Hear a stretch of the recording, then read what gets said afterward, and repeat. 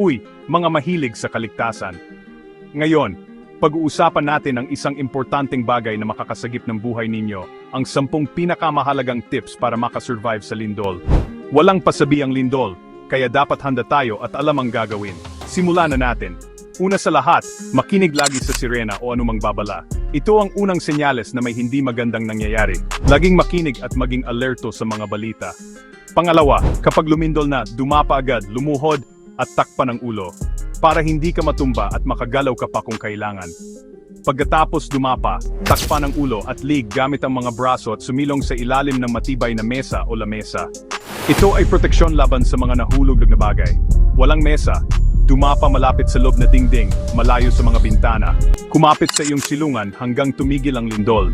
Kung nasa ilalim ka ng mesa, kumapit sa mga paa nito. Kung wala, takpan lang ang ulo at lig. Dapat laging may emergency kit.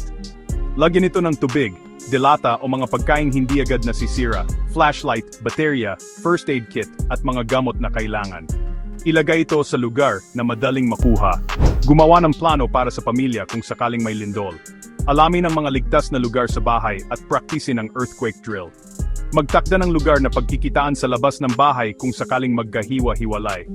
Kung nasa labas, pumunta sa maluwang na lugar na malayo sa mga gusali, puno, post ng ilaw, at mga kable ng kuryente. Delikado sa tabi ng mga gusali, kaya humanap ng ligtas na lugar.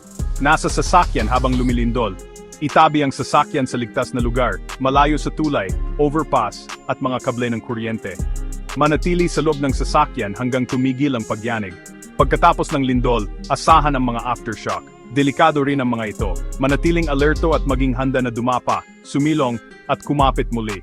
Panghuli, sundin ang utos ng mga autoridad kung kailangan lumikas. Kung sabihin ng mga rescuer na umalis, gawin agad, iniisip nila ang kaligtasan ninyo.